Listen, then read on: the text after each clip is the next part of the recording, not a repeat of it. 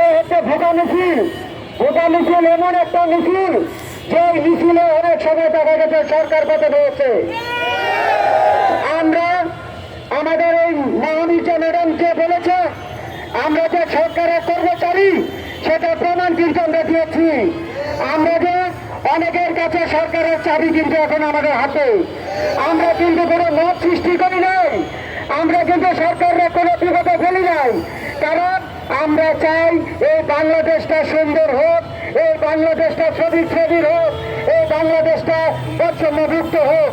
আমরা সেই কারণে পালাক্রমে আমরা নানানভাবে কর্মসূচি দিচ্ছি।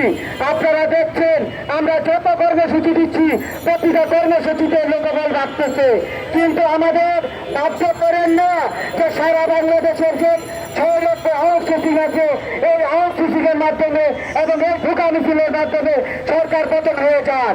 আমরা চাই না সরকার পতন হোক, আমরা চাই না, আমরা চাই আমাদের অধিকার, আমরা চাই ঠিকাদারি কথা বাতিল হয়ে যাক। আমরা চাই মানুষ কেন বেচা বন্ধ করুন, মানুষ কেন বেচা বন্ধ করুন, তা না হলে আমরা আর সহ্য করবো না। আপনারা দেখেছেন 30 মাস বেতন পায় না। আপনারা যদি সরকারি কর্মচারী যারা চাকরি করেন 1 তারিখে বেতন না পেলে আপনাদের কি অসুবিধা হয়? একটা আমলা যেই জায়গায় বাজার করে তার বেতন 1 লাখ টাকা, আর আমরা কর্মচারী যেই জায়গায় বাজার করি তাই সেই কর্মচারী বেতন মাত্র 8,000 টাকা। তাহলে যেই দিনের হালি 40 টাকা যে 1 লাখ টাকা বেতন পায়, আর যে 8,000 টাকা শ্রমিক বেতন পায় তারও খালি 3 হলো 40 টাকা। তাহলে দেখেন কত বড় বৈষম্য হচ্ছে। আপনি সুন্দর করে যে আপনার চেয়ারটায় বসতেছেন, আপনার এই চেয়ারটা পরিষ্কার করছে আমাদের এই কর্মচারী ভাইয়েরা। কি দাম দিয়েছেন?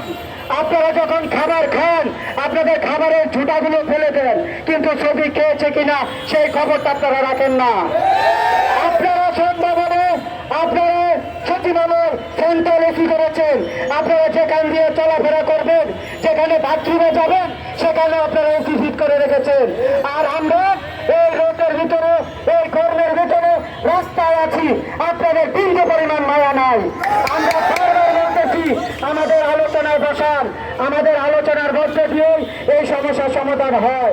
আপনারা যখন দেখবেন আমরা কোনো বিশৃঙ্খলা করতেছি তখন বলবেন এরা খারাপ মানুষ, এরা সরকারকে বিপদে ফেলতে চায়।